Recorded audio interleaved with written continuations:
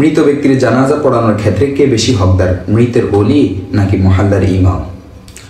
মৃত ব্যক্তির জানাজার নামাজে মৃতের ওলি এবং মহল্লার ইমাম উভয় যদি উপস্থিত থাকেন এবং ইমাম ইলম ও আমলে মৃতের ওলিদের থেকে বেশি যোগ্য হন, তাহলে ইমামই জানাজার নামাজ পড়ানোর বেশি হকদার।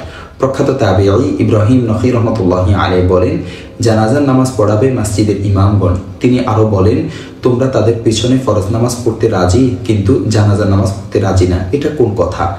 দেখতে পারেন কিতাবুল আসার, হাদিস নং 237।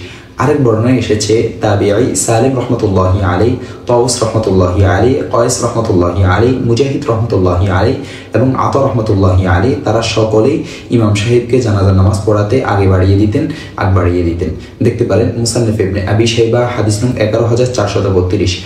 অবশ্য মৃতের ওলিরা যদি মহল্লার ইমাম থেকে বেশি যোগ্য ও বড় আলেম হন, তাহলে ওলিরাই বেশি হকদার। দেখতে পারেন কিতাবুল আস 1 নং খণ্ড 349 নং পৃষ্ঠা, আল বাহরুর রাইক 2 নং খণ্ড 180 নং পৃষ্ঠা, খুলাসাতুল ফাতাওয়া 1 নং খণ্ড 222 নং পৃষ্ঠা, ফাতাওয়া হিন্দিয়া 1 নং খণ্ড 163 নং পৃষ্ঠা, আদ-দুরুল মুখতার 2 নং খণ্ড 219 নং পৃষ্ঠা।